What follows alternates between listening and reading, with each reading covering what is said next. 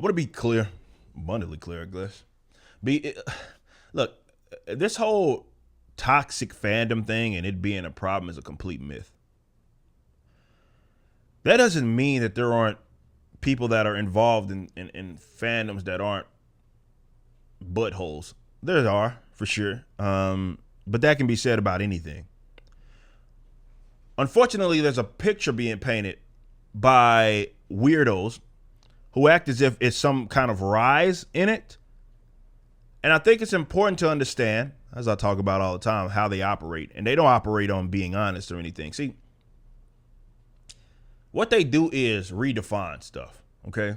Now, you think a toxic fandom, you would think that that would be something generally specific. No, that's not how they operate. They have broadened what that means. Therefore, everybody that isn't them is that, okay? So what is it? What we are dealing with now and what happened, and a lot of us have been seen as, you know, people that are my colleagues, myself, the neurotics of the world that are commentators in this space. The reason why they label us in those sorts of terms is because we gave a microphone to people that saw that these sorts of brands that we have grown up and grown up on and loved have problems now. They aren't the same in a sense. Obviously, things change with the times, but they're changing for the worse.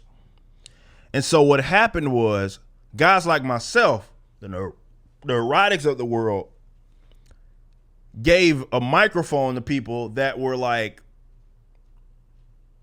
something's not right here. This content is not what it is. Like, it's not good.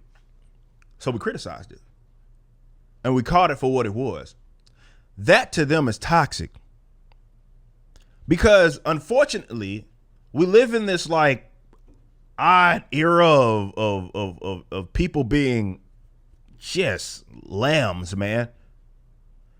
Where they have to just follow any and everything that someone does. And if that thing is not good, you're still just supposed to consume it.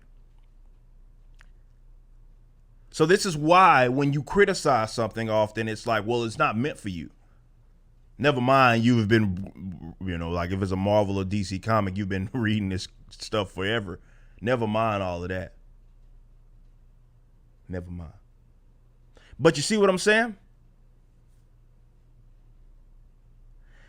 They expected you to just consume it, but that's not what happened. So their material got worse. And often with this, like in the more recent years, with it being bad writers being just very on the nose with their advocacy for social justice, one-sided on a political scale when they do address politics in the comics, which is why I always say I think it's less about the comics being political per se. That's part of it, but it would be more tolerable if there was balance. It's like what's generally seen as the good politic is the left. That's it, right? That's it. It's no balance there.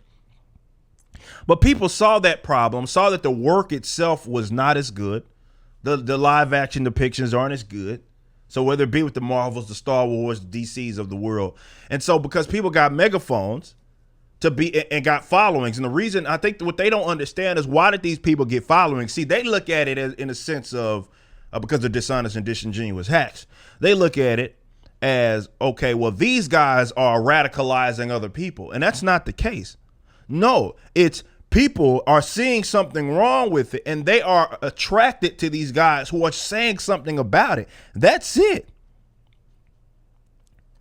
So they see my video where I talk about the tokenization or something and they're like, yeah, that's been a problem. I knew I wasn't the only one that thought that way.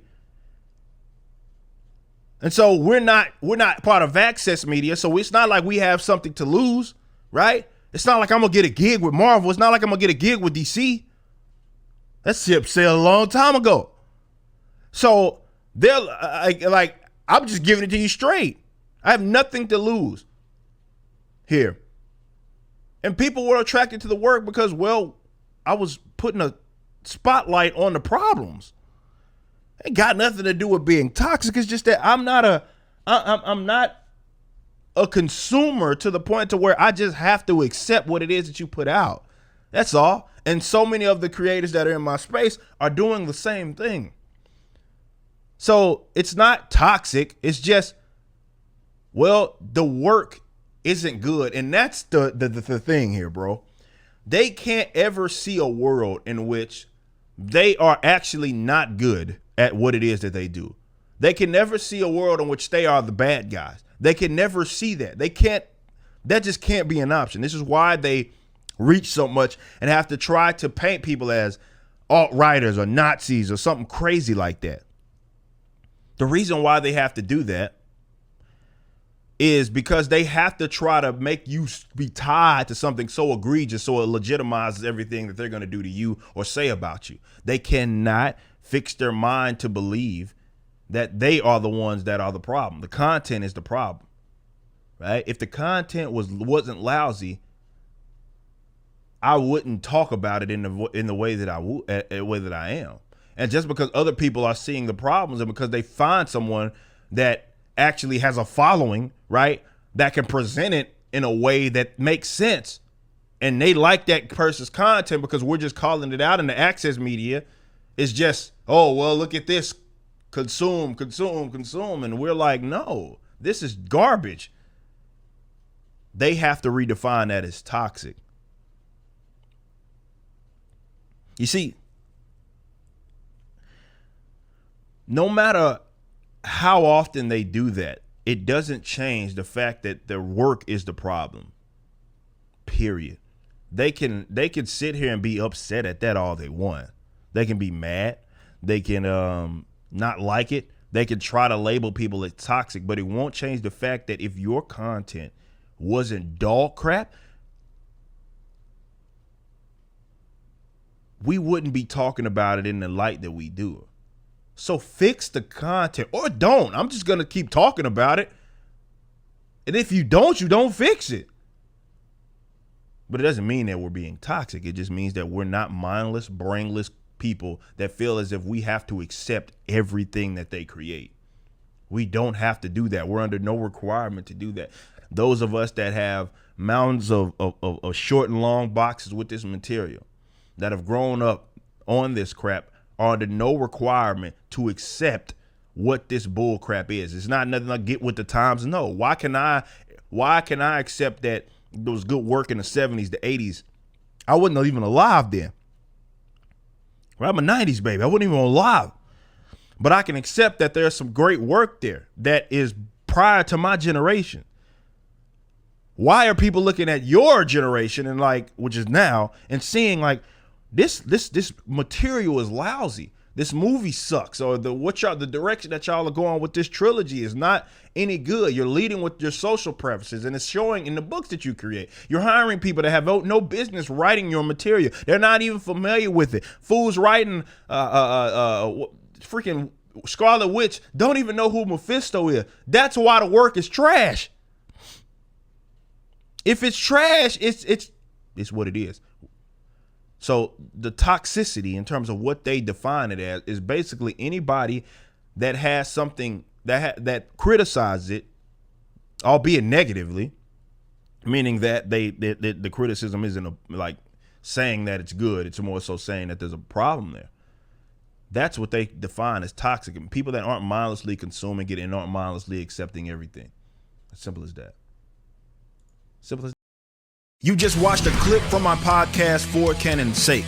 Catch us live at 12 p.m. throughout the week over at youtube.com/YoungRipper59 and follow us over at odyssey.com/@YoungRipper59. If you want to watch the entire video cast after the show is over, just be sure to become a member on the YouTube channel. Of course, the full audio portion of the podcast is available for free on all major digital platforms, or just visit forcanonsake.com.